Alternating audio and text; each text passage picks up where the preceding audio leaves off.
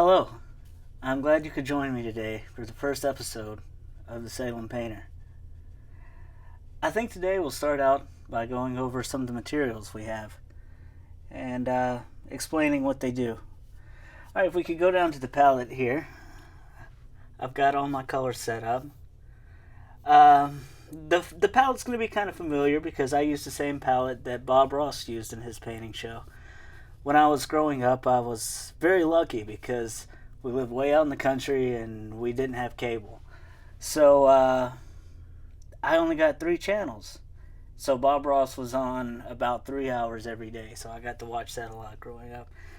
Alright, on my palette, I've got titanium white, phthalo blue, Prussian blue, raw sienna, burnt umber, Van Dyke brown, midnight black, alizarin crimson, and sap green.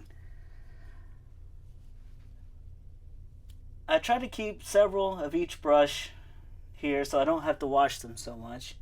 I've got 3 2-inch brushes, a few 1-inch brushes, several different sizes of fan brushes, and most important of all, I've got a palette knife. This is very important. You use it to mix your paints with and to do a large portion of the painting. Alright, in this can I've got paint thinner and a wire screen that you can just rub the brush across and it takes all the paint off. And then after you're done, I have this. You beat the brush off inside of it. I've got a trash can with a broom handle going through it. And after I've washed the brush, I'll stick it inside and just beat it around. And it's very important that you have a trash can or something to contain that mess, or you end up redecorating your house real quick. I learned that the hard way. Alright, well I think first we're going to start out by putting a coating of liquid white. It's available at most craft stores. Sometimes it's called Magic White if you buy the Alexander Art brand. The liquid white is the Bob Ross brand. It's just basically a thin white paint. And you'll want to start out by coating your canvas with it using just egg strokes. Just really fast like this. The type of painting we're doing today is called wet on wet. It's a technique that's been around since the Middle Ages, back in the Renaissance, but it was popularized recently by people like Bob Ross and Bill Alexander, and another painter from here in Oregon that I like a lot, named Diane Andre.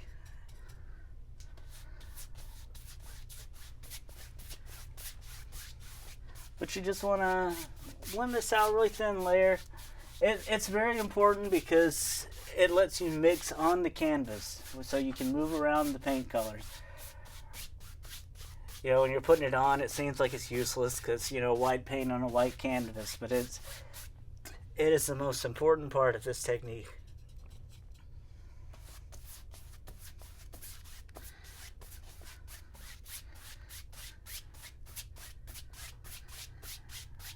The painting that we're doing today is my 16th painting. I haven't been painting long, but it turns out I'm alright at it. I really enjoy this, and I really believe that anyone can do it.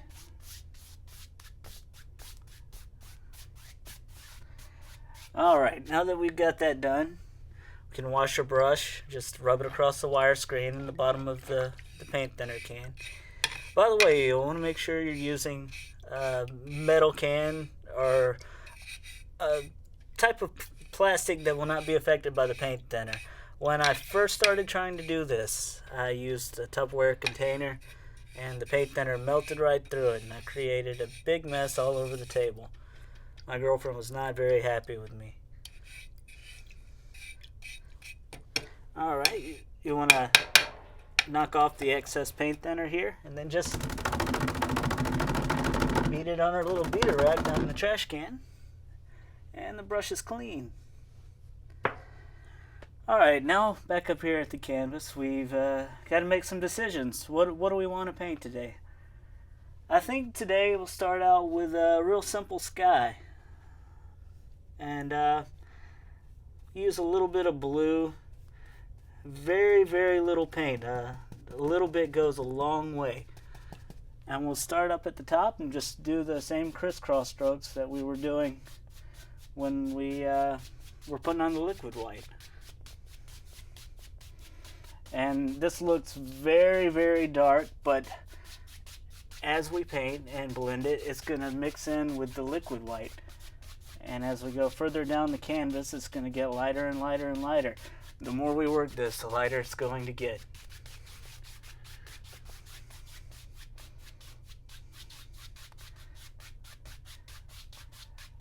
The blue I'm using right now is the Prussian blue. You can use the phthalo blue if you'd like.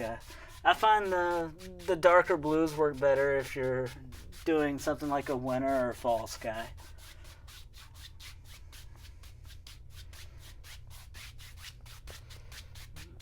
We'll just blend that down, and like I said, very little paint. It's easy to add more paint and make it darker, but it's very hard to lighten up a sky once you put too much paint on it. So try not to do that.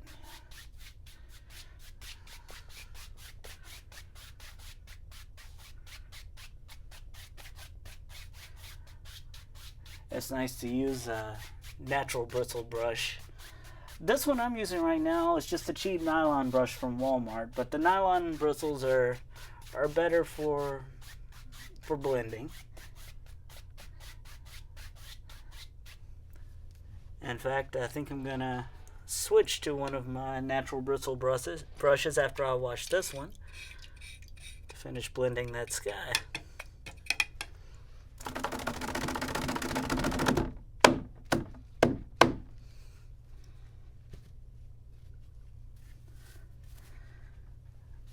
And now we're going back to the canvas here. Continue blending, X strokes,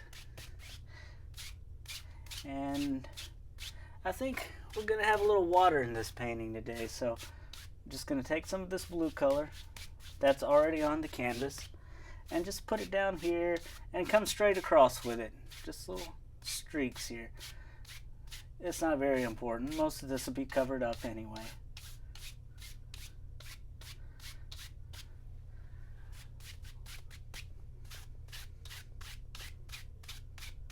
Alright, there we go.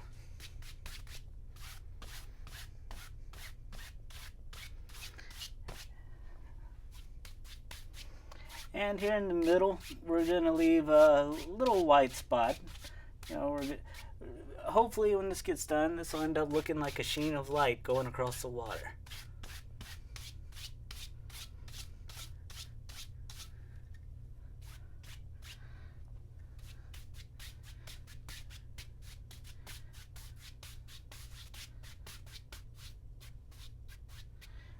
Alright, when you get done blending your sky, just come across really lightly, just a few hairs of the brush, and just blend this side to side to take out some of the brush strokes.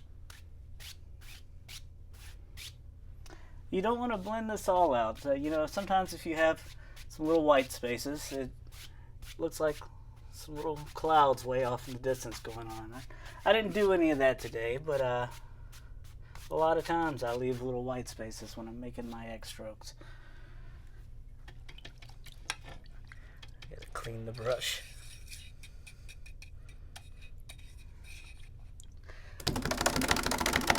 I do keep a lot of brushes going, so I don't have to clean the brushes so much, but I still have to clean them a lot.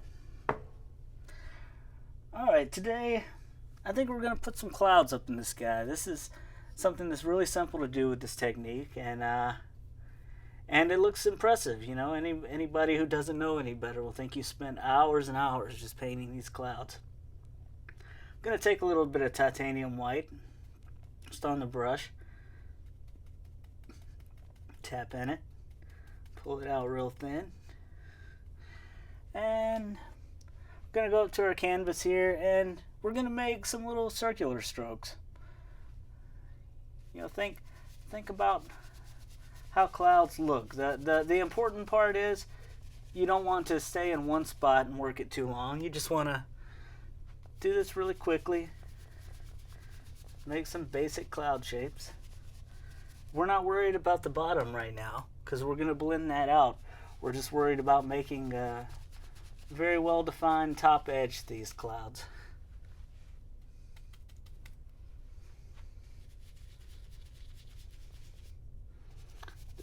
Just come across really light. If you do it too hard, you're going to start to take your paint you've got on the canvas off. And we definitely don't want to do that.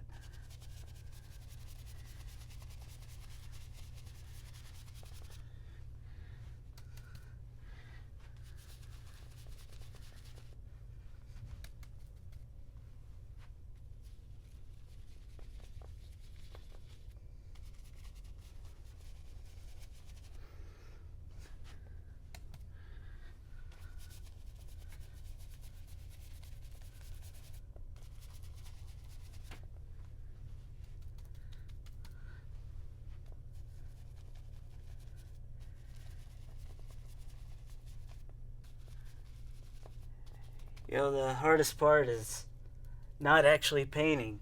It's deciding what you're going to paint. That's what I have the most trouble with. And I'm always asking people for advice about what I should paint next.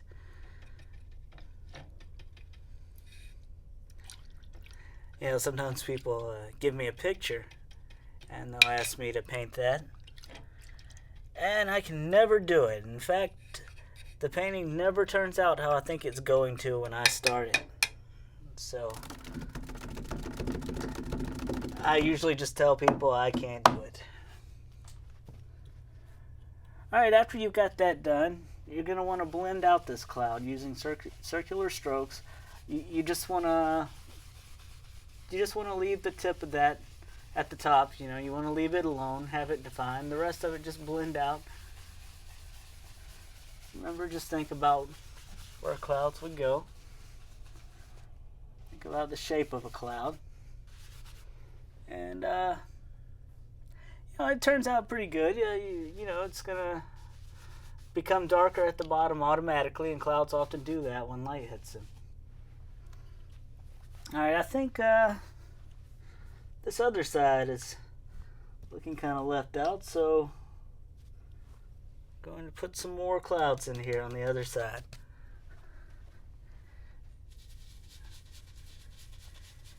And just the same as before, just quick little circles. Just always keep your brush moving, because if you don't, it'll look like a big cotton ball up in the sky. That's what Bob Ross always used to say on his show.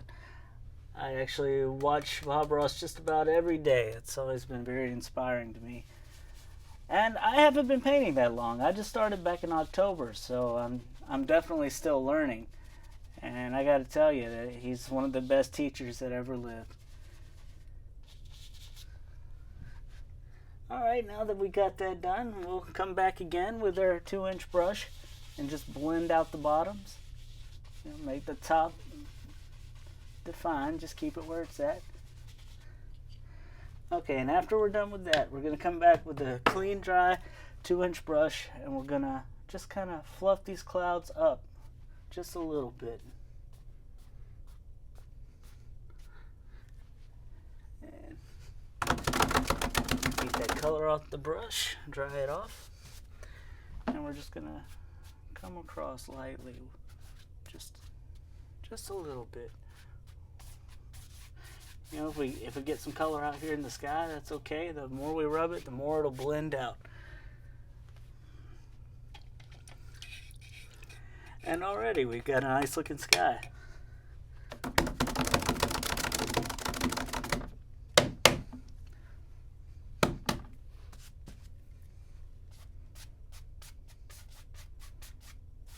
Just get rid of some of these brush strokes, blend it out.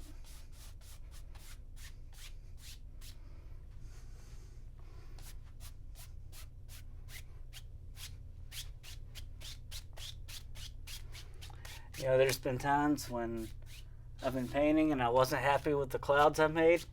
You can just blend these so much they blend right into your sky, and do it again. The liquid white will stay wet for several days, so it gives you time to work on this stuff. And sometimes if you'll see, like right here, you might get a little hair in your painting. It's usually best to just take the edge of the brush and kind of lift it off there. If sometimes you'd be better off leaving it, because if you sit there trying to pick that hair off with your fingers, it's going to make a huge mess. I've done that before. It just messed up my whole painting.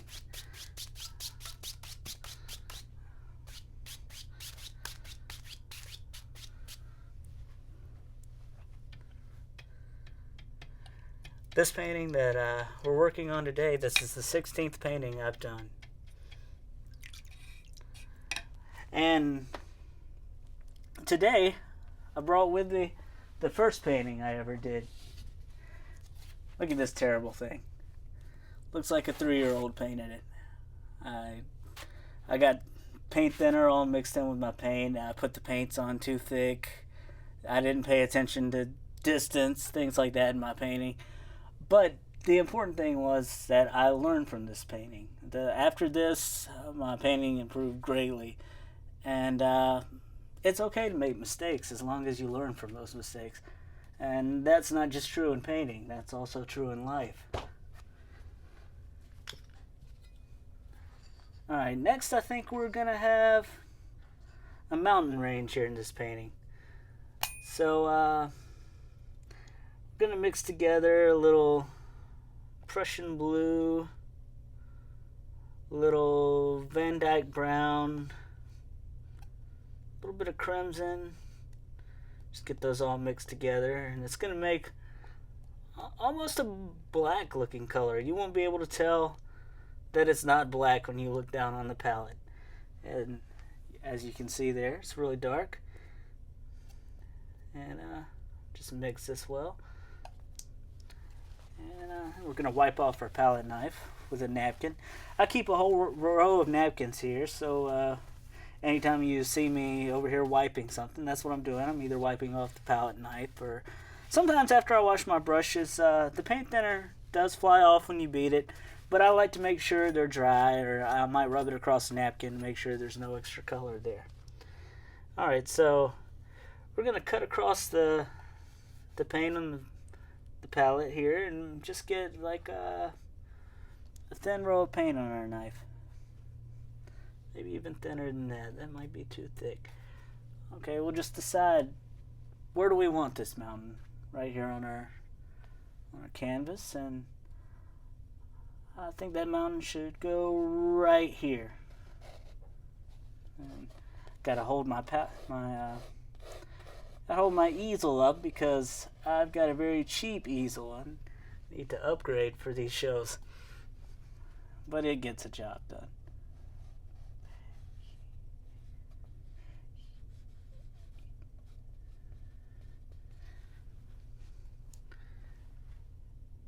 You know, sometimes you want to make a big mountain that fills up half your canvas, and that's a great way to practice doing mountains, and you can make some beautiful pictures doing that.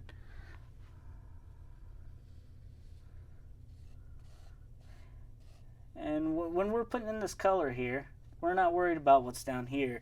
We're going to blend that out. What we're worried about is this top edge of the mountain. Same with the clouds.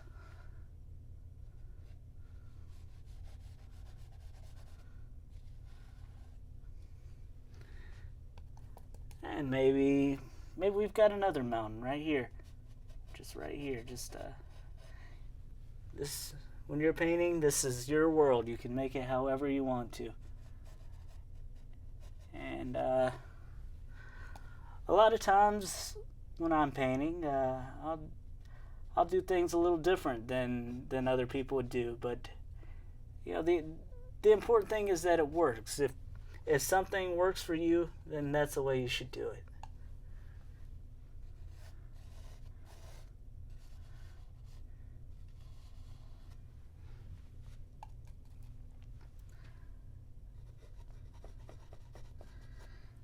Alright. Wipe my palette knife off.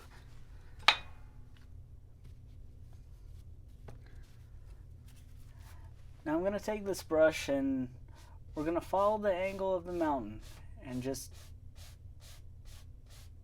blend it down. Blend it down. Just be careful not to mess up your top edge that you worked so hard to make there. And you know, while you're blending this paint down, you can decide how these slopes are going to go. You know, it's going to guide you through it, let you decide how your mountains are shaped. It's an excellent way to lay out your mountains.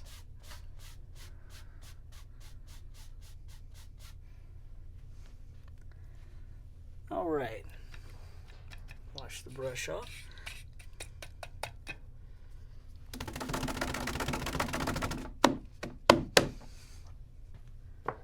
I've got a couple of brushes here. I didn't wash off that last one, so I'll go ahead and do that.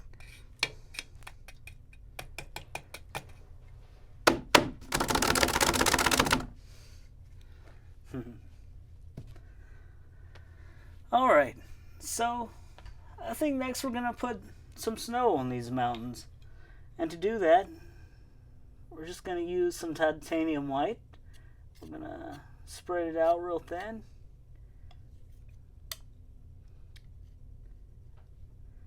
Get a little row of paint. And we're going to come up to the top, just hold our knife like this, and just barely go across it. You don't want to press here, you just want to pull down, let this paint break as it goes down. A lot of paint, just very light, just let the canvas take what it wants. Don't press it in or it's just going to look like you iced a cake.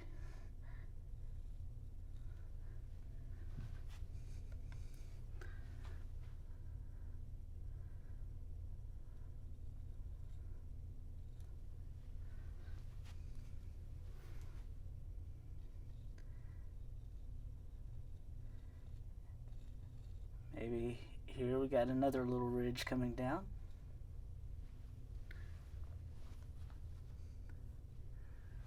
Do the same for the other side.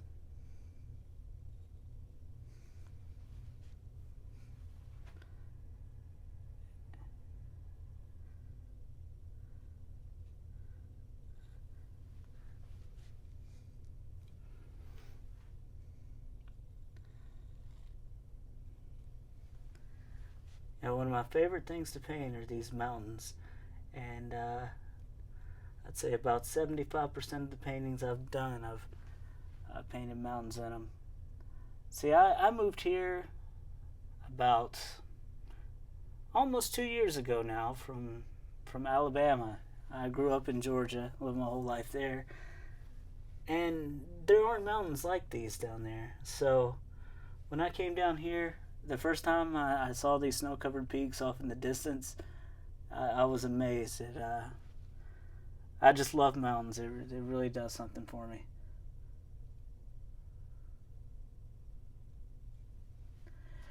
Alright, now that we've got that done, we need a shadow color. Because, you know, these bright snow-covered peaks, they look interesting because there's darker shadows behind them.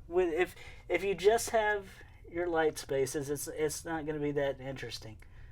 So we're going to go back down to our palette and get some of the white color that we had, and we're going to mix it with that same mixture that we did to do the background of the mountain here, the base. And I'm going to leave that paint marbled. I don't want to over mix it, just mix it up just a little bit. Okay, and we're going to come back up to our canvas, and whichever way we did those, we're going to take these in the opposite direction and just do them the same way, just like this. Maybe this peak here comes in front of the other peak, so we'll just drag it on through that highlight color we got down there. Maybe they come together right here in a little shadow. Leave a little dark area there to show a shadow between the two layers. Alright, the same goes for right here. Just create a little place here, and if it's too big, you know, there's two sides to this knife. The way it's shaped, you see it's got a small edge and a large edge. You can come back with the small edge and just drag a little bit across it. Continue on down here. More of this color.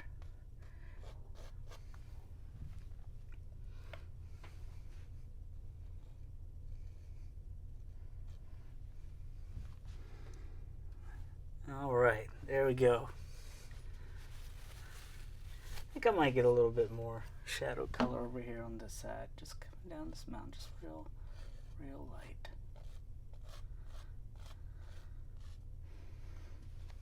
All right.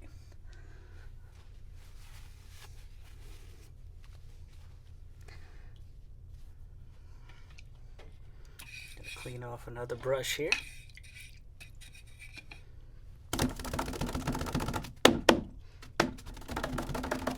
And you know, you don't have to buy all these brushes to start out with. This is something you want to try. One brush is fine. You're just going to spend more time cleaning it, and that's okay.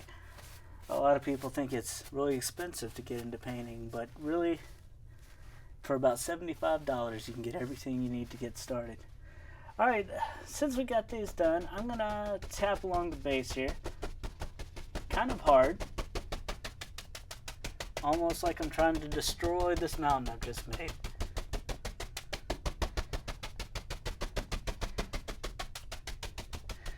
Alright, what this is going to do is create mist at the bottom of the mountain.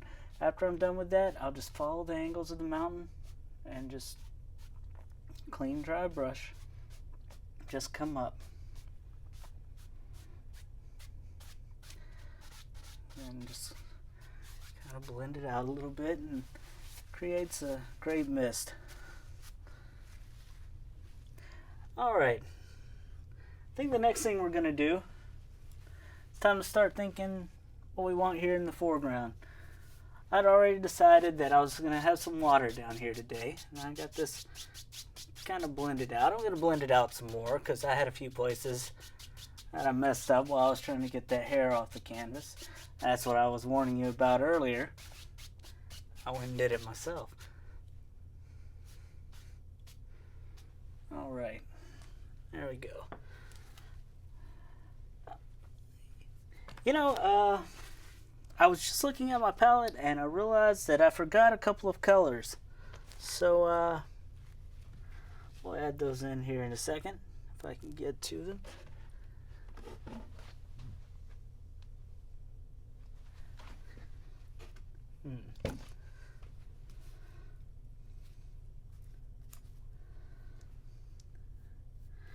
Alright, I'm going to mix some Van Dyke brown, some sap green, a little blue, all together. Maybe mix it in with a little white and blue, make it a little bit lighter. I'm going to start making some trees way off in the distance. Just going to take my fan brush and just lay them in like this. I'll flip it around. I don't want the same shape. We don't need much detail here because, like I said, these are still way off in the distance. You can barely see them.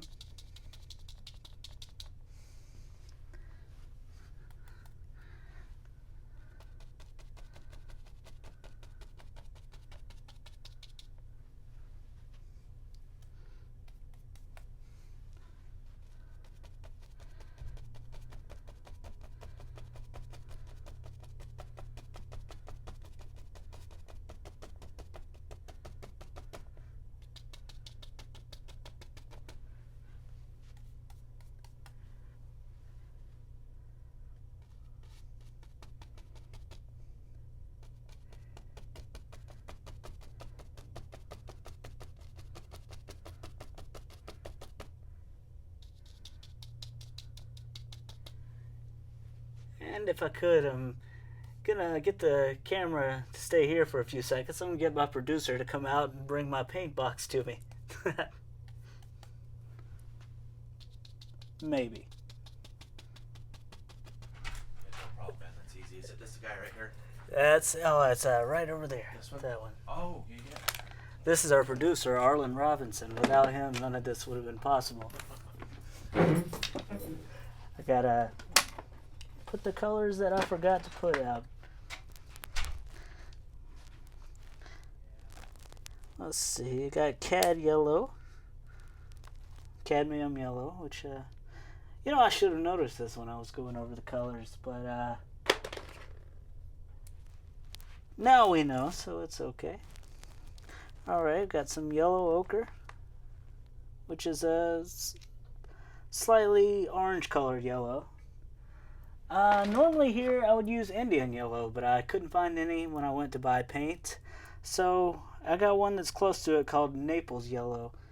And it's a little bit duller, but it'll work. This is a perfect palette for just about any color you can find in nature. And then I've got a little bit of red, a little bright red here. And this is fun for doing little things like flowers and just little highlights, stuff like that, or mixing with other colors. You can make some beautiful shades of lavender and purple that work really great for skies. Okay, we're going to go back to making these trees across here.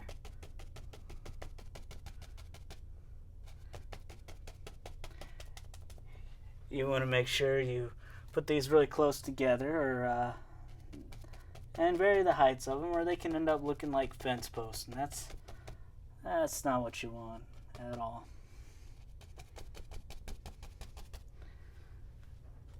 And while you're making these trees, think about here in your world, how do these hills go? What's the lay of the land? In my world here, I think there's maybe a little dip here down in the valley. So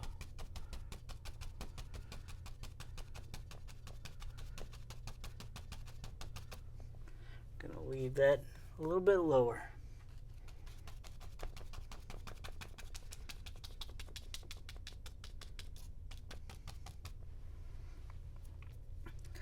Okay, now that we got these in, I'd like to combine, maybe just tap on the bottom of these to soften them up. And maybe we'll come across and put another layer, just a little bit darker than the last. Maybe I'll mix in a little more of the Van Dyke brown.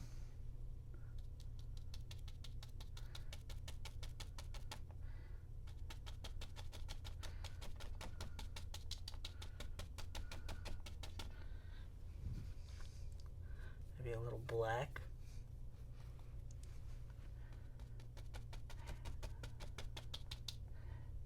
Usually when you're painting, as you come forward in a landscape, things get brighter. They get darker. And you'll see that if you go outside and look off in the distance. The trees that are far away are going to look lighter than the trees that are close to you. And the reason I came and tapped along the bottom of it is so I could create this little misty looking area here between the two rows of trees.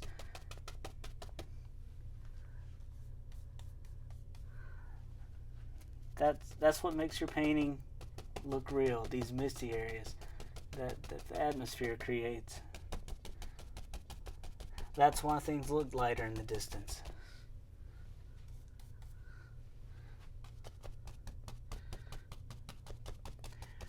And the great thing is, with this technique, it happens automatically. I've had people compliment me before on the mist that was created down at the bottom of a mountain when I didn't even do it. But I didn't tell them that. I just went along with it.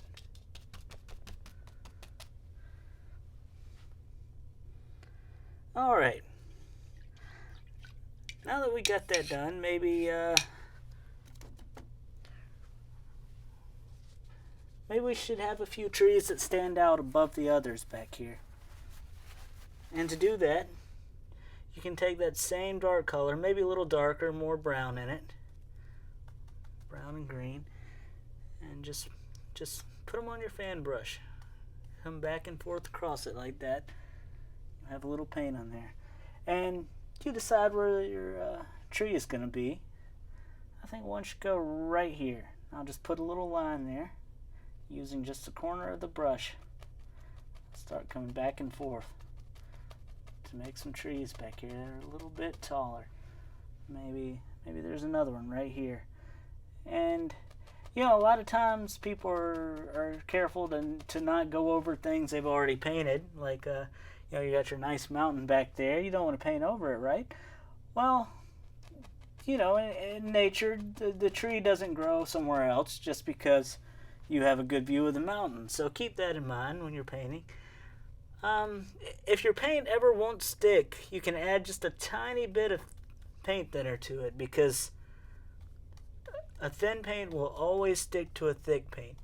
If your paint's not coming off the brush, that is the reason why. It is not thin enough to go over the thicker paint underneath it. We're gonna do a few more of these.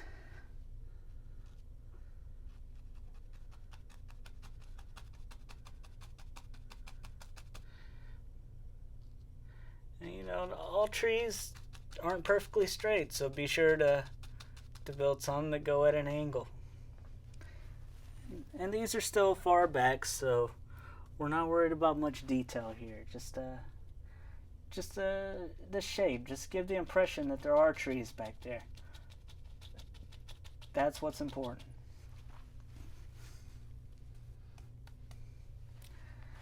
As we come closer, we'll do some more detailed trees.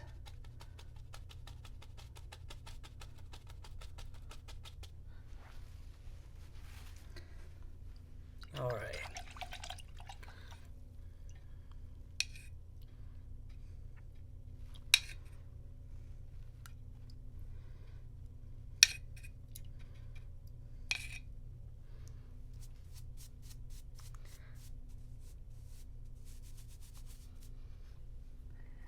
And as we get closer, maybe we're going to start to see some other things, maybe some bushes, things like that.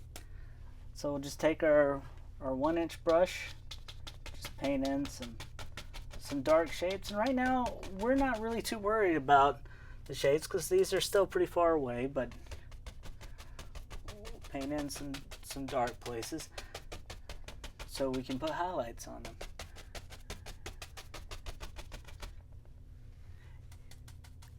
You know, one of the biggest mistakes people make when painting is they don't put any dark color in. And if you don't have dark color, you can't have light. And what I mean by that is if you have no shadows to put your light on, it just looks like a big colored blob. Which sometimes I still end up making a big colored blob anyway. And that's okay, as long as you have fun doing this.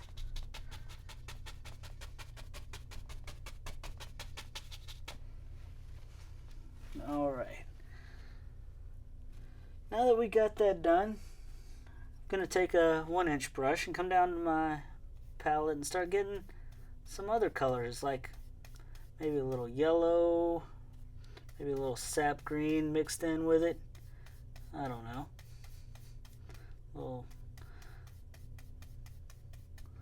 yellow ochre in there, just all kinds of colors. And you're just going to want to load your brush with these colors. And here you can start putting highlights on top of these bushes. And as you come down, it's going to get lighter. You want to be careful not to destroy all your dark areas in here.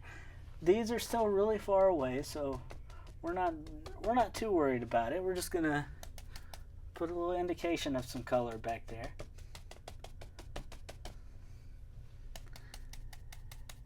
You know, you can make really, really nice paintings this way, and it's so easy. You can show all your friends, they won't believe you've done it.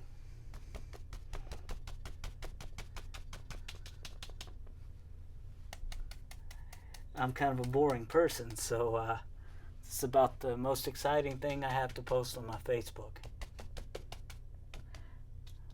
Speaking of Facebook, we actually have a page made for the show. So if you've enjoyed the show, you can go follow it. It's the Salem Painter. And you can also email me, drop me a line if you want at thesalemapainter@gmail.com.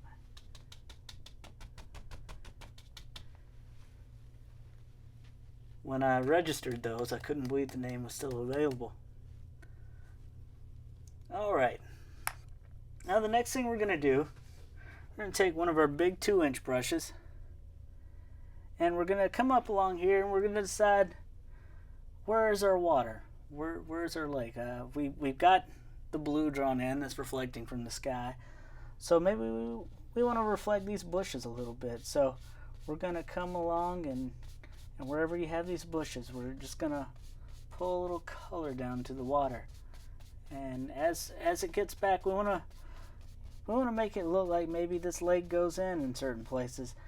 So, as we go back further into the painting, maybe we'll come down, and you'll want to pull straight down these reflections, because if they're going sideways, it's going to look strange. So if you pull down, you feel like your water's leaning to one side, just go back and straighten them up. You have the time to do it, because this paint does not dry for several days. Speaking of which, when you get done painting, it's going to look like you could just reach out and grab that, touch the nice texture you've got on your trees and mountains and stuff. But if you do that before it is dry, it's going to mess up your paint, and you're not going to be happy. I always tell people that my advice is to follow the same advice my girlfriend gives me about other girls. You can look, but don't touch. Better be quiet before I get myself in trouble here, right? Okay. Now that we got some reflections here, we're going to want to make a bank. So I'm going to take a little bit of that Van Dyke brown, that really dark color, and I'm just going to put some on my palette knife, and I'm just going to drag it along how I think a bank would go out here.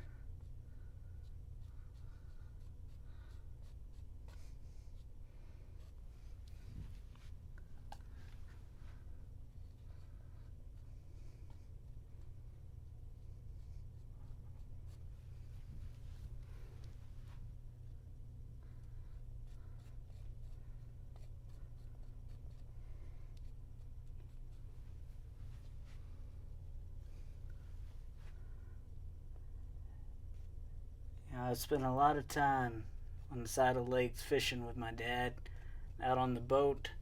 He used to love to go fishing so much, and I love to go fishing because I like to spend time with my dad.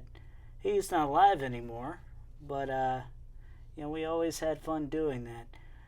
I don't ever fish anymore though, because I enjoy spending time with my dad, but I don't really enjoy fishing. I always feel sorry for the fish. I don't want to kill the fish, so I'd rather just look at them. I got a couple of aquariums at the house, and I eat meat. I still feel sorry for the fish.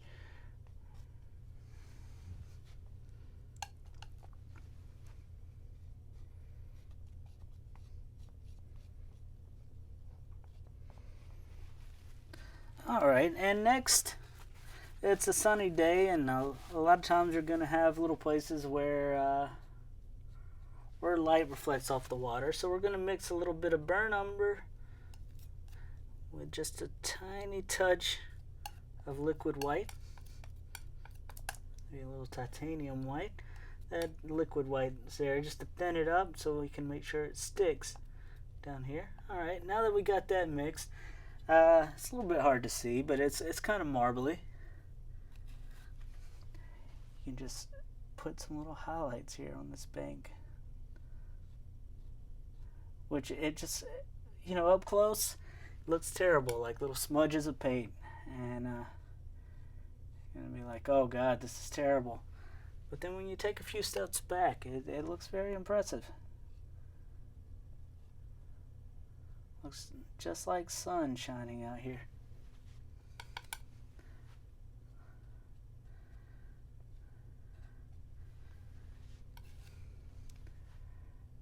You know, when we're doing things like this, we're always our biggest critic.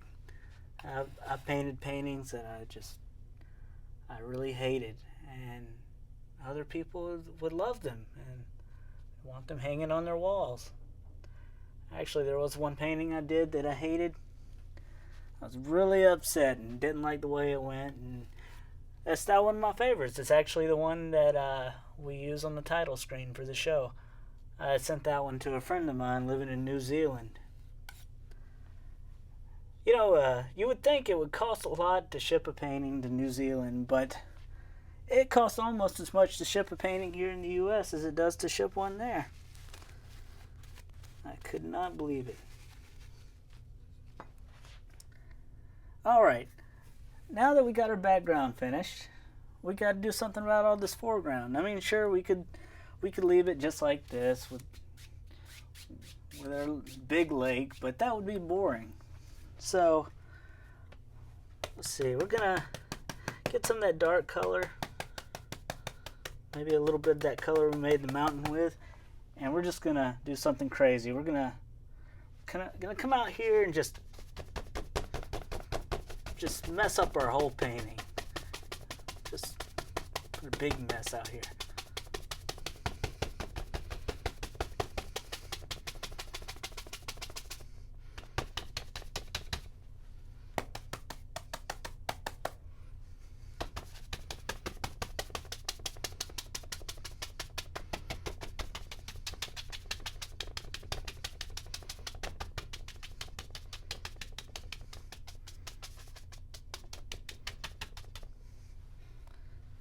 Alright, and like I said, I usually keep several brushes going, so I'm going to come along and get some of that highlight color and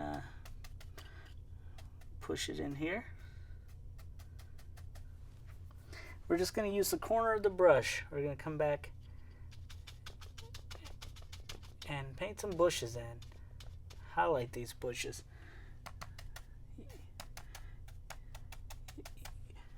You know, when we're making these bushes, you've got to remember that each bush is an individual.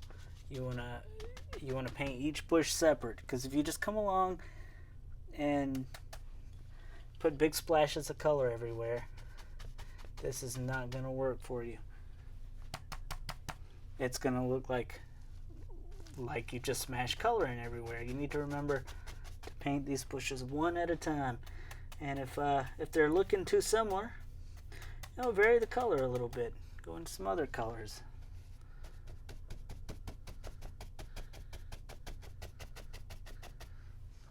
Like that.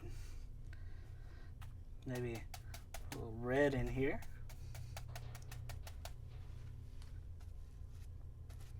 Oh, that looks nice. The red flowers. And, you know, you don't have to use this big 2-inch brush. You can go into other colors. Maybe I want a bush here it's a yellow ochre.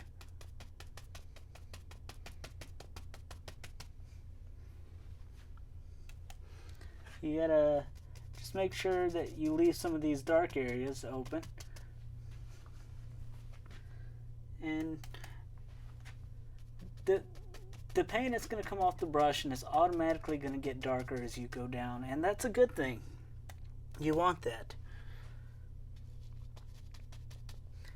It'll let you put in another layer of bushes here on top of it, and the same with these. As you go down, it's going to get darker.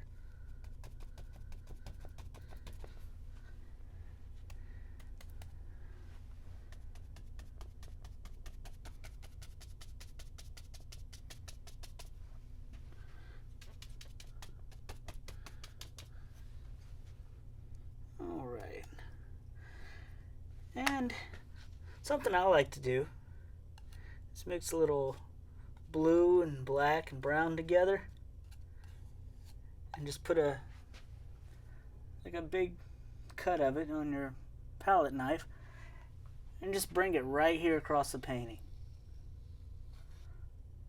I know what you're thinking. Oh, what have you done? What have you done?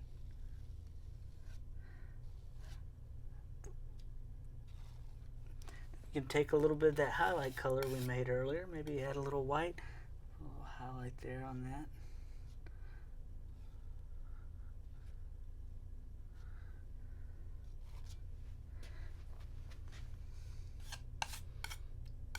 Put a little bit of the darker color on it.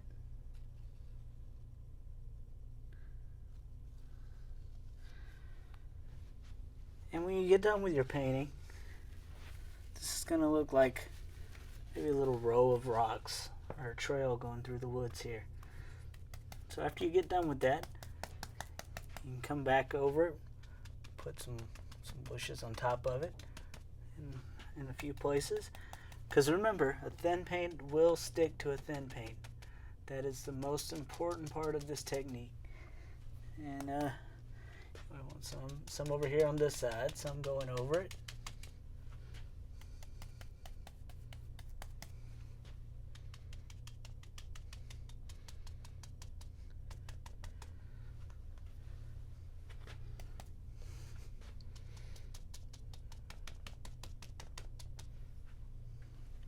And that's starting to look nice already.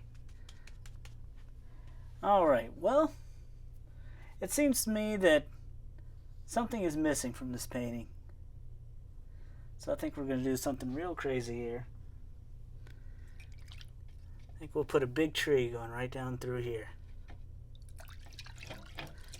Go ahead and clean off my brush.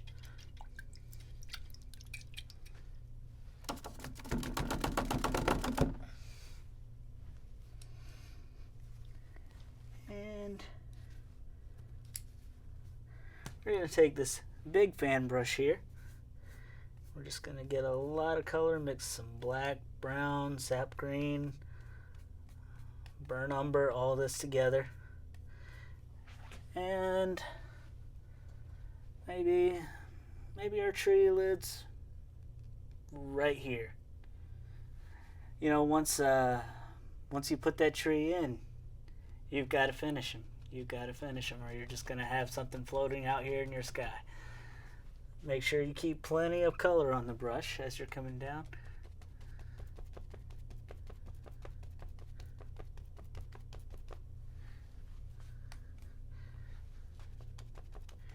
And this is just, I'm using my fan brush and just going back and forth, kind of pushing up on it. This is a very easy way to make some evergreens. And some later episodes, we're going to do some other types of trees. But these evergreens are just really easy to do, and they look very impressive, so it's a nice way to start out.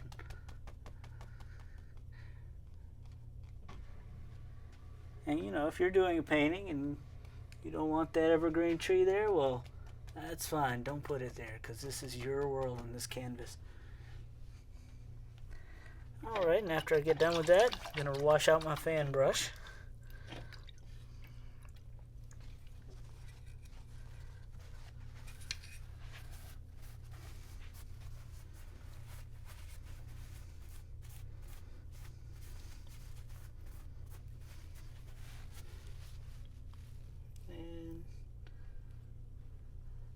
Then we're going to get some of that highlight color. You know, maybe mix a little more green in it, because you don't normally see many bright yellow evergreen trees. But that yellow's there. It's nice. It highlights the tree. When we painted our mountain, we put the light on this side, so the sun's coming from this way, shining in. So in your whole painting after that, you have to think about your light source and which way it's coming from. And so we're going to put more highlights on this side of the tree than we do on the other side. Of course, you know, if you go outside on a sunny day, there is light shining on the other side, so you got to put a few highlights over here. You just want to focus more on that side than you do the other.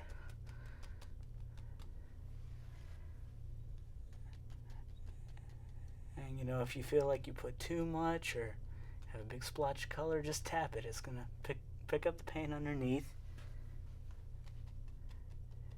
And it'll become less bright.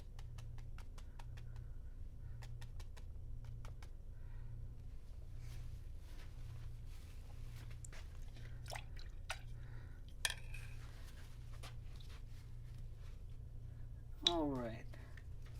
Now we're done with that. I'm going to go back to my brush that I was using to blend the water.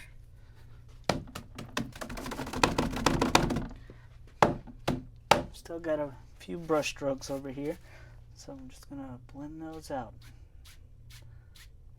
Straight lines.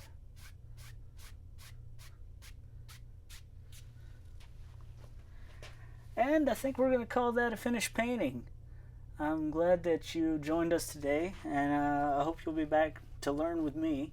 Like I said, this is my 16th painting, so the next one will be the 17th. And I hope you'll come back for the next episode to learn with me. And, you know, if you have any ideas for us or anything like that, just drop us a line at thesalempainter@gmail.com. We will also be uploading these to a YouTube channel, which will also be called The Salem Painter. And, thanks. Until next time, just have fun.